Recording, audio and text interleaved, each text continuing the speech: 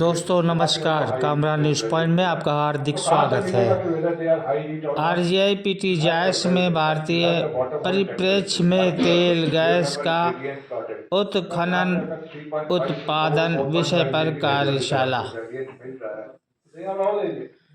Rajiv Gandhi petroleum प्रौद्योगिकी संस्थान जायस में शनिवार को पेट्रोलियम अभियांत्रिकी विभाग द्वारा हाइड्रोकार्बन निदेशालय के सहयोग से भारतीय परिप्रेक्ष्य में तेल एवं गैस का उत्खनन एवं उत्पादन विषय पर एक दिवसीय कार्यशाला का आयोजन किया गया। यह आयोजन पेट्रोलियम व प्राकृतिक गैस मंत्रालय द्वारा इस संबंध में लाए गए विभिन्न नीतियों के बारे में शिक्षा व शोध कार्य में जुड़े लोगों के बीच जागरूकता फैलाने और उनकी प्रक्रिया प्राप्त करना था। कार्यशाला में मुख्य अतिथि हाइड्रोकार्बन महानिदेशालय के अतिरिक्त महानिदेशक अन्वेषण डॉक्टर कौस्तव नाग ने संस्थान के छात्र छात्राओं एवं प्राध्यापकों को संबोधित करते हुए कहा कि भारत में लगभग 41.8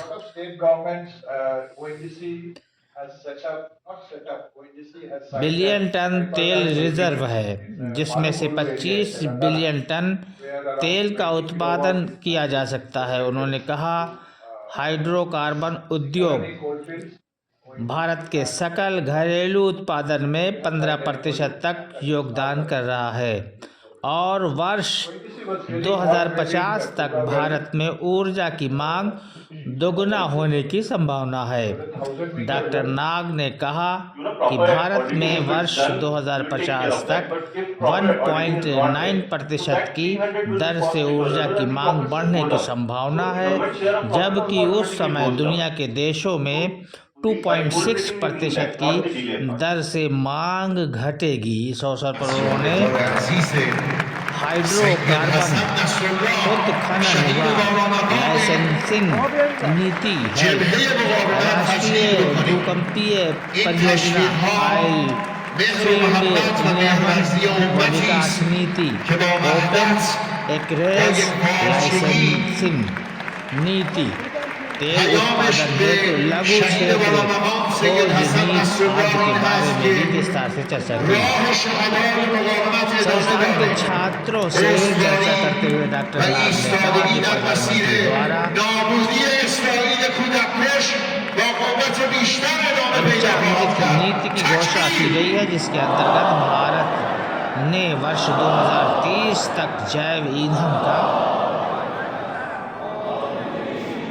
उत्पादन की क्षमता 500 मेगावाट तक बढ़ाने, अक्षय ऊर्जा से 50% ऊर्जा ज़रूरतों की पूर्ति, वर्ष 2030 तक 1 बिलियन टन का कार्बन ऊर्जा उत्सर्जन में कमी लाने, भारतीय अर्थव्यवस्था की कार्बन तीव्रता में 45% तक की कमी लाकर वर्ष 2005 से ऊपर लाना एवं वर्ष 2070 तक नेट जीरो कार्बन उत्सर्जन के लक्ष्य को प्राप्त करना रखा गया है, जिसमें तेल एवं गैस क्षेत्र की सभी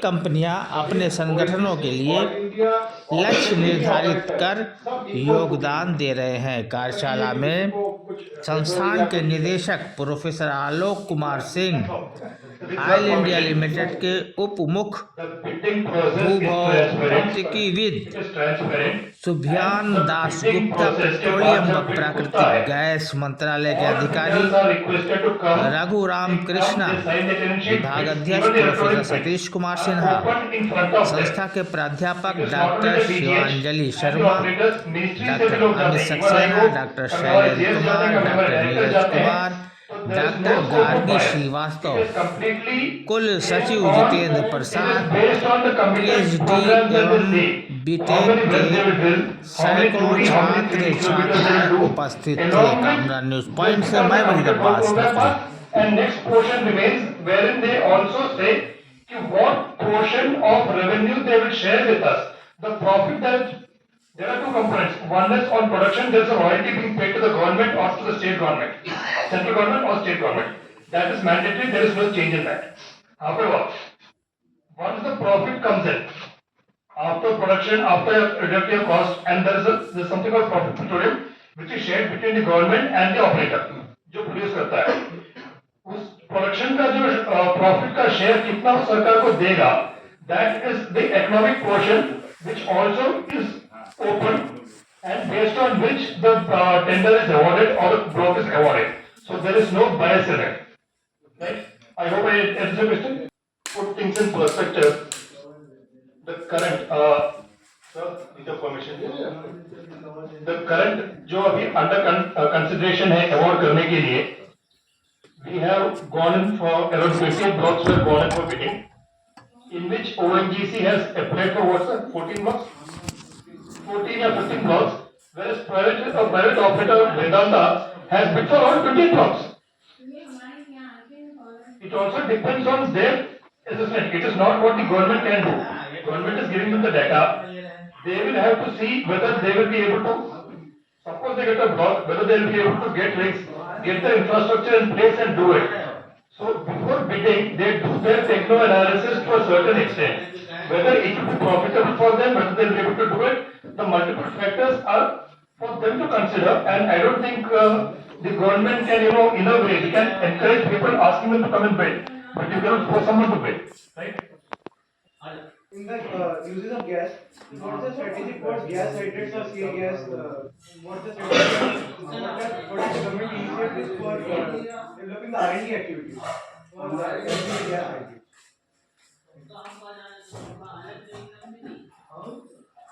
There were for gas hydrates. There were two national gas hydrate programs. Where NGH2 was last in 2015-16. After that, on ground there has not been any further expedition. But based on the data, Gas Hydrate Research Center was set up by the NOCs. I would say ONGC only, because the gas hydrate in our country has been primarily led by ONGC along with a multi-organization team wherein people were there from different agencies, USGS and all, and NGRI. So a lot of theoretical work and all have been done in gas hydrates. But as such, since 2016, not much has happened. Now we are again, government is thinking of having gas hydrate research is an expedition program. So we are now we will be submitting a concept paper, a white paper on NGH3 into the government opinion, so that it is again revived. Similar is the case with shale gas also. Shale gas also 2015-16 के बाद पर से shale gas के लिए there have been some drilling, but उस तरह से shale gas exploration हुआ नहीं है. Because when ONGC drilled few wells in Durgapur depression, in Raniganj, and few wells in Cambegusi, there were, because shale gas already involves a lot of water, it requires fracking. It has a lot of environmental impact. Water disposal is an issue. And if there are urban areas in and around, if you are from that part of Sharia, Raniganj, Bokaro, and all urbanized localities, where do you actually dispose of the water? There are a lot of issues, unlike in US, where you have, Rockies में पूरा area है, and shale gas के लिए आप एकदम यहाँ आप grid pattern में puncture करते गए हैं. 2007-8 when the shale gas boom was there. But it is not the case with India. But yes, now shale gas also. One thing I must tell you is shale gas का जो country का resources है, that also is very very wide. अगर आप देखेंगे shale gas हमने जो USGS का figure अगर देखेंगे वो कुछ बोलता है, हमने indigenously जो हमने estimate किया वो कुछ बोलता है. different agencies, Teratek करके US company उसने कुछ करके दिखाया है. So there is no disparity. It is say suppose from 1 to 500 तक वो vary कर रहा है. It's a wide variety.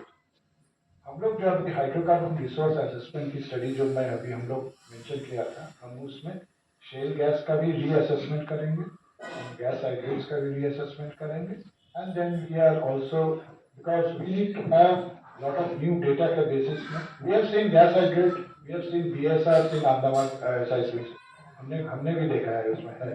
And now experts have also suggested that besides Krishna Godavari and Mahanadi basin, Andaman also could be the potential areas for gas hydro. So we will be making a reassessment and then we will move forward. 2023 we had come up with the CCUS roadmap, so that is available in the MOPNG website. So it talks about CCUS in general, how much CCUS we can, how much carbon we can put into storage. It talks about sourcing mapping and the upcoming projects of ONGC, Oil India, IOCL. So what are the projects? So majorly from the Ministry of Petroleum side, carbon cap CCS and CCUS will be the two major things. Apart from that, Niti Aayog has also come up with a report on CCUS. So and also there are various committees that have been formed by Niti Aayog regarding carbon trading and taxation related to carbon. So a lot of things are going on related to carbon credits and all. So I think the various policies that are being formed will definitely show effect in the near future. Given a target of 2050, India has given 2070. You know the reason, because ours is a economy wherein oil and gas will be relevant till 2050. Besides this, most of these companies, so the PSUs or whether the companies which are whether in every sector, whether it is in IT sector, whether it is in oil and gas exploration, whether it is in mineral exploration, every company has given an internal target of theirs. Now suppose when I talk of say ONGC, ONGC has given set a target of becoming net zero for scope 1 and scope 2 emissions. You know what are scope 1 and scope 2 emissions? By 2038. Okay. Now, All India has given, I think, I'm not sure about that, 2036 or 2035. So Indian Oil also. So for scope 1 and scope 2 emissions, already it is there. And there are certain industries which will take a longer period. But it is, the country's targets will always be an aggregate of the individual company. Besides, one thing is very much important. Like life में जो हमारे honorable prime minister बोलते हैं, it has to be led by the individual itself. It cannot be only companies, because what is a company? It's an aggregate of people, and Ramesh. Every individual as a normal citizen of our country has also equal responsibility to becoming, moving towards a decarbonized future. अगर हम बिजली अगर हम बचाते हैं, hydro efficiency also is as important as producing. The power saved is equal to power produced. So it is our responsibility also, collective responsibility, whether it is an individual, whether it is our family, to educate them, to your generations, to your next generation, to your existing जो आपके family members हैं, the importance of this. I think education is a must, and you being on the throes of आप अभी एक future में जाने वाले हैं, प्रोग्रेस करेंगे, आप एक करियर की शुरुआत में हैं. It is your responsibility now to educate 10 लोगों को अगर आप बोलेंगे कि इससे क्या इसका इफेक्ट होने वाला है. So you also have a responsibility at your hand. कि अगर हमको decarbonize करना है, why? See, decarbonization, well, I was speaking at ICPHD in Ahmedabad, net zero. One thing you must know, net zero does not mean zero carbon. Net zero does not mean zero carbon. It means whatever CO2 or carbon you are producing, you are just going to neutralize it through some process. यही है ना, plus is equal to minus. जो आप produce कर रहे हो, आप उसको नीचे डाल दे रहे हो. So it does not mean कि आप कार्बन ही मत प्रोड्यूस करो. How can a world, आपको लगता है कि by 2050 तक without carbon we can be there? One thing is this net zero target misnomer जो है, उसको तो आप भूल जाइए कि ये zero carbon बोलता है. Yes, oil and gas रहेगा, हम हमको एक्सप्लोरेशन भी करना है, ऑयल एंड गैस भी करना है, but with reduced emission, decarbonisation हमको करना है। That is the essence. हमको पचनवा तब पूछा कि आया था कि नहीं पीछे।